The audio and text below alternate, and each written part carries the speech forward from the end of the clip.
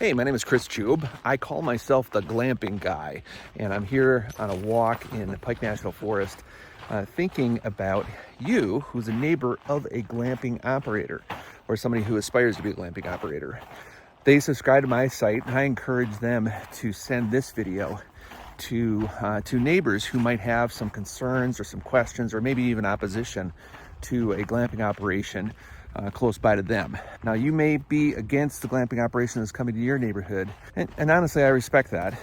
But I have a few reasons that have come up with my neighbors that have turned out to be very beneficial to them, to the neighborhood, and to, I feel, society. I think glamping is really awesome. The first reason is because glamping is awesome. It really is nice to have a glamping operation in your neighborhood. I've actually had neighbors come and stay in my tents and in my tiny homes and stuff and have a wonderful time. I find it a little bit funny that one neighbor actually said their relatives, when they come to town, instead of sleeping in their basement, they send them to the glamping operation. We live in a touristy area. The United States Air Force Academy is just a stone's throw away, just an exit down from our exit on the interstate. And so parents and stuff come to town and they stay at a glamping operation. It's low impact of traffic. It's really usually just a couple enjoying a bottle of wine in the evening or coffee in the morning. And it's very pleasant, a pleasant stay. Glamping isn't a high impact campground or RV park or something like that. It's really, it's glamorous camping. That's what it is. And it's wonderful. So, but the second reason is one that neighbors I have found just don't think about, is that you do have some input with not only the government agencies, like in my case, I live in unincorporated El Paso County. It might be a municipality that you deal with or something like that, but you can express your concerns to the glamping operator when they are going through the permitting process. I had meetings with my neighbors and they expressed concerns that actually led to some changes to my plans. So it's not like we don't listen to you. It's that we want to be good neighbors, just like you want to be good neighbors. I'll give you an example. One of my neighbors, this is the neighbor right across. These are 5-acre properties out here where we live. And the neighbor across the street, I didn't know this until I started building the glamping operation, but when glampers would pull out of my driveway, they would shine, or it was a new driveway, it would shine straight into his bedroom window. And he let me know he didn't like that. So I made changes to my site development. When I got to site development, I actually moved my driveway over a little bit so that the headlights don't shine straight into his bedroom whenever a glamper would leave. Another neighbor who suffers with asthma, and we live on a dirt road, expressed concern about traffic. Expressed concern about fires, and we made a change, and we don't allow wood fires on our property. We live in Colorado, so it's kind of like woods, and fires are a big deal out here. So everything's changed to propane, which is safer than water, and everything turned out okay. So that's my second reason. You have more input than you probably think about developing a site, a glamping operation that is somebody else's responsibility, and they're doing it and paying for it and everything. But you have an opportunity to have some input. The third reason, this might be the kicker. You have a windfall coming. I just recently paid $22,000 in what was called road impact fees.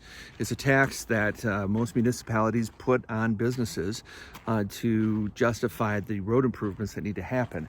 Now that goes into like a general fund. It doesn't go to your road unless you let the county know. You let the municipality know that, you know what, we got some potholes over here. We got some drainage issues going on, like every road in the whole world has.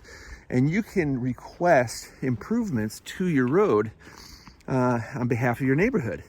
And guess what? The neighborhood has a budget now because the glamping operator, just paid all this money for the road impact fees. So you just, in my case, and I did this, and I'm encouraging my neighbors to do it. In my case, there is a form to fill out and say, hey, we've got these issues. And I took a few pictures of my road and said, hey, let's get this fixed, guys.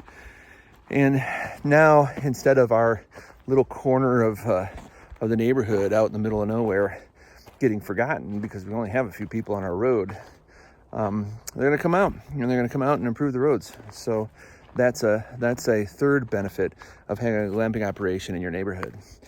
Oh, I thought of 2 more reasons while walking my dog here for why you would want a glamping operation in your neighborhood, or may want. So I'm just asking you to consider this.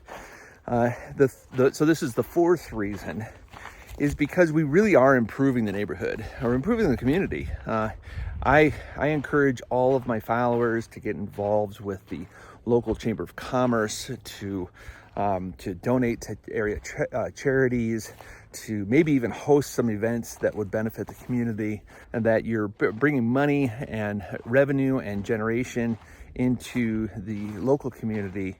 Unlike any other kind of commercial business, it's really arguably not even commercial. You're just inviting people over to your property to accommodate it, and that's the glamping operation. Low impact on traffic or pollution or stuff like that. It's really very pleasant once you get to know it. And then the last reason is pretty good. Most people who are against glamping operations that I've found are kind of the not in my backyard type, the NIMBY type. They don't want the development. They live out in the country. They don't want developers to come in and change their livelihood. And I think that's extremely fair. That is an extremely good argument that I agree with. I actually have been in opposition of developments that are going on in our area, and I believe that there should be respect given to current landowners and what they bought into. But the funny thing is that a glamping operation can actually serve as kind of a fence to developments coming in. Now, hear me out here, because I live right on the border of Monument, Colorado, and I have townhomes being built right now that almost border my property, and I have another piece of property on the other side of my land where it's owned by a developer, and he's attempting to develop more houses. My neighbors see me as kind of a buffer to the coming sprawl to the area, and it's been a blessing. It really is a blessing, because I could either build a glamping operation, and then the county or town or whatever government body is in charge of allowing developments to come in has a business to consider, has a glamping operation that's standing in the way of that development. So either I'm going to build my glamping operation, or I'm going to sell to the developer and move to some place where I'll be allowed.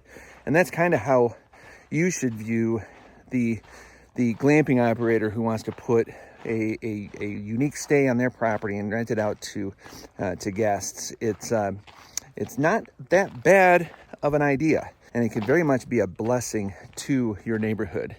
So I hope this encourages you, fellow neighbor, to shed a positive light on the glamping operation that's coming in your area. And I'm Chris Tube, the glamping guy. The glamper that sent this to you is probably a follower of mine. You're welcome to follow my page at YouTube. And if you have any questions for me, don't really want to talk to your neighbor who wants to do a glamping operation, shoot me an email.